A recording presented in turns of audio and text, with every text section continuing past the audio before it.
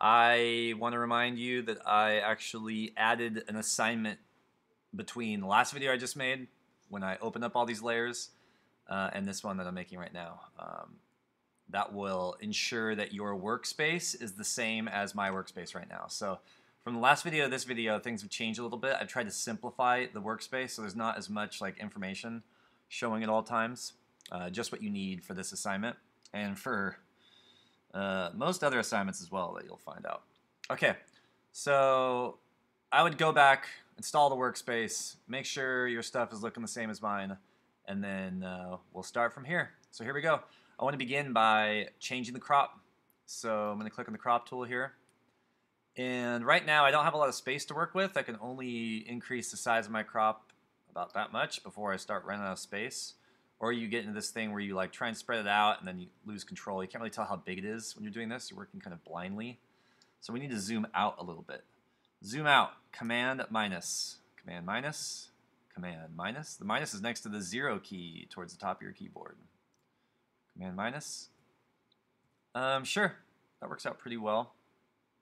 For this, even though I know this is in the upper left-hand corner of my photo, of my collage, I think I'm going to give myself space kind of in the center here. Because we're going to start, because all my layers are hidden underneath this one picture. And as I start kind of like spreading things out, I'm going to start moving things over this way. So you want this roughly in the center. And you also want to make sure you give yourself enough room to move your photos around and adjust them, transform them.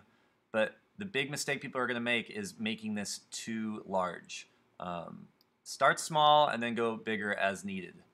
Because if this number down here starts getting into the like gigabytes, so this is 115 megabytes right now, you're going to be in big trouble. So hopefully things don't crash, but we'll just have to deal with it. So I like this crop so far. I'm going to hit return on the keyboard.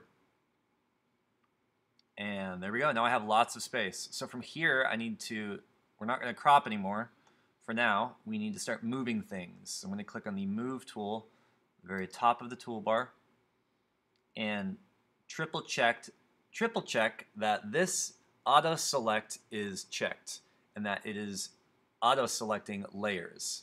If I look under here, you can do groups. We're going to be working with layers, and we want the Move tool to auto select those layers. So very quickly, I'm just going to click and drag and arrange some of these items around. Okay, so I know the window is kind of in the middle. This is kind of in the left side. So I'm just kind of grouping things kind of where I think. Hopefully when you shot this, you did it in some order.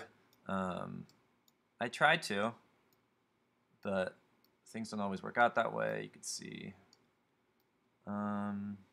more washing machines. Here you might get to the point where you're like, oh, okay, wait, I don't need this many of the washing machine. For example, I think I'm not going to use, let's try, I think maybe like this one might be too much. So if you find that you want to start deleting layers, then that is over here in the layers window. And well, how do I know which layer to delete? They're all these kind of random numbers. There's a few different ways to tell. First, the easiest way is just by clicking on it, and that will activate that layer. So now I know I have this 264 layer. Now, how do I know that this is, your file names are going to be different because I shot this with my Nikon camera. To triple check and make sure that this is indeed the file that's going to get deleted, you can click on the eyeball next to the layer, on and off. Okay, I know that's it. Let's click and drag this to the trash can, and then that will disappear. So I actually have a other document where I've arranged these in order to keep this video short. Let's see. I'm going to click over here. So the magic of television here. So here I have like a scene. You can see my crop is a little bit different, but I have arranged things in a way that makes sense to me now. And I'm not going to highly recommend it. I'm going to make it mandatory. Once you've kind of opened up the crop to show all, and then you've moved around your photos so that you can see them all, you need to save this in your drafts folder. If you haven't made a drafts folder, That was a long, long time ago, but go File, Save As.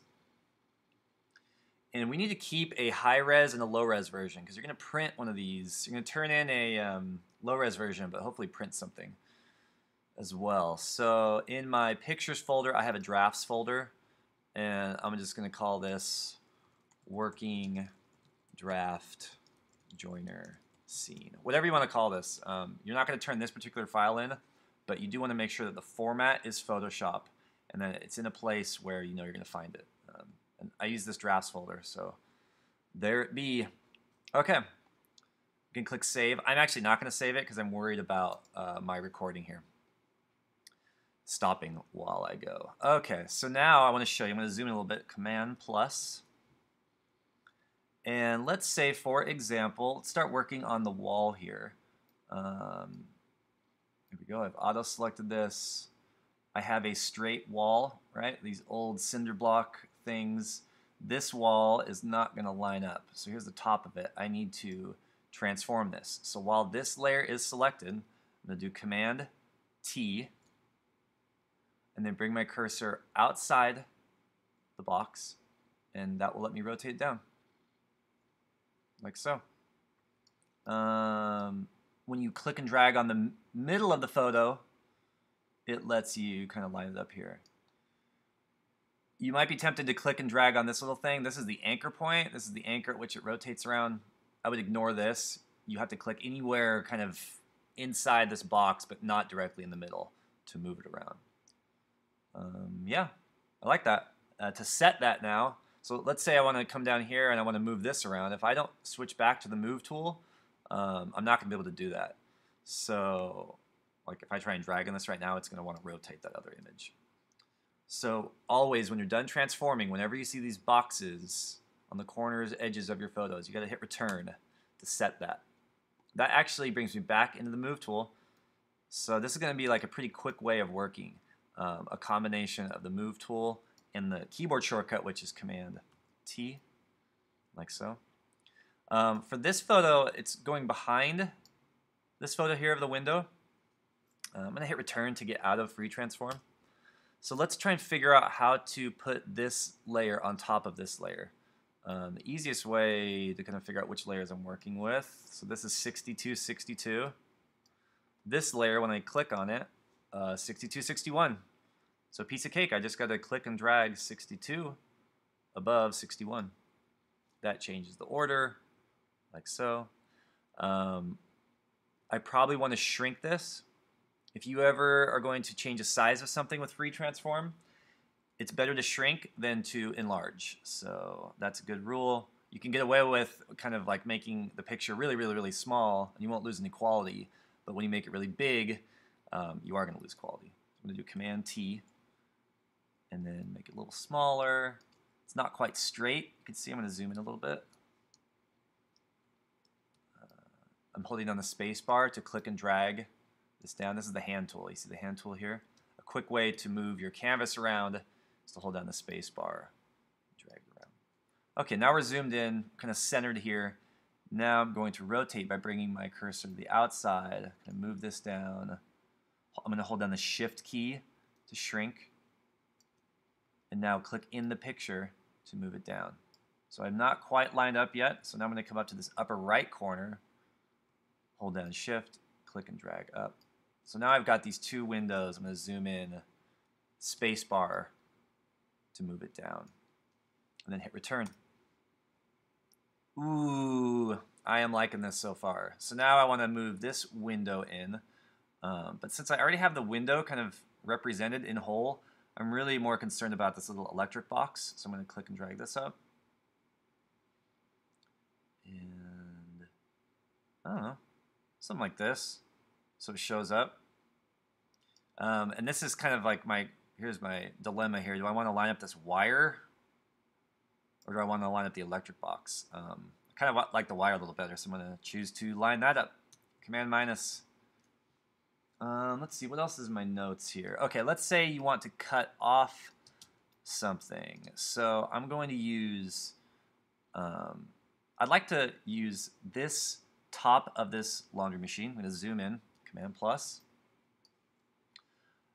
the top of this laundry machine and the top of this laundry machine, but I want this image to be on top. So let's find my two. Okay, 66 needs to go above 65, like so. And I'm going to rotate. Command T to free transform.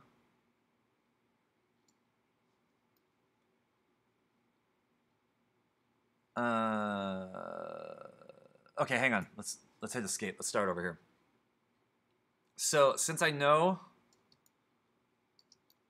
here we go. I don't want to use this part of this photograph, and because this photo is going to be on top of this photograph, I'm going to have to cut this part out. I'm only going to keep this part of the photo. So in order to do that, I'm going to, well, yeah, I'm actually going to rotate it first. So Command T. So we'll line it up like so. Kind of see I'm using this part as my reference. These two aren't going to line up much, so I'm going to increase this. So you're going to get some practice with this free transform tool. It's going to be frustrating at first, but it is a very powerful tool in Photoshop, especially when compositing images. Okay, so I like that. I'm going to hit return now. But I don't want to use this piece of the left laundry machine. I mean, I don't know. Actually, now that I say that, I am going to change my mind and say this looks pretty awesome. So let's use another example. For example, I don't want to use this middle of this laundry machine, right? Because I'm going to use this middle.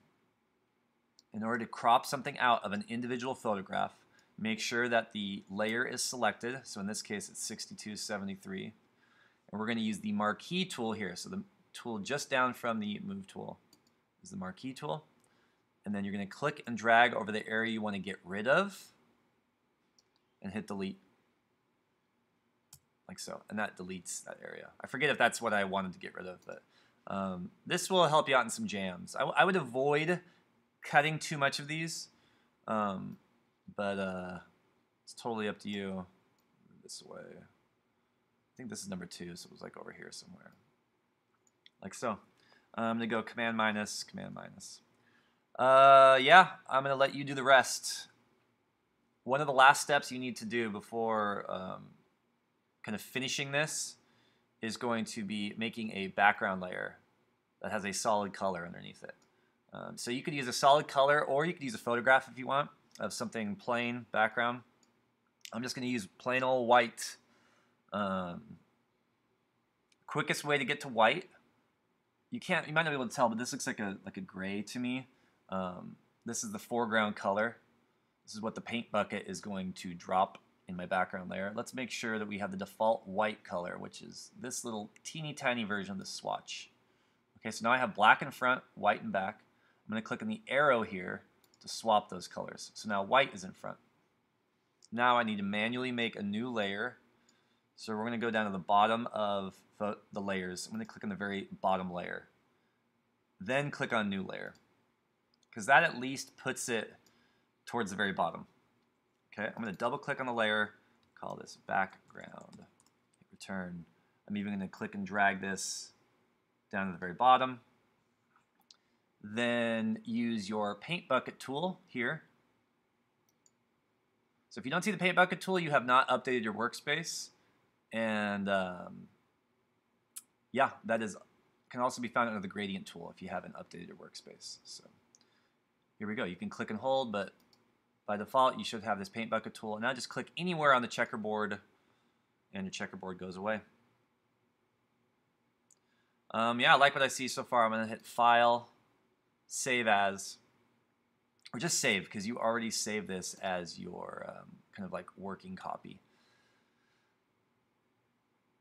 When you go to actually save the document, at the end, you're going to hit F13 to resize and then turn that file in.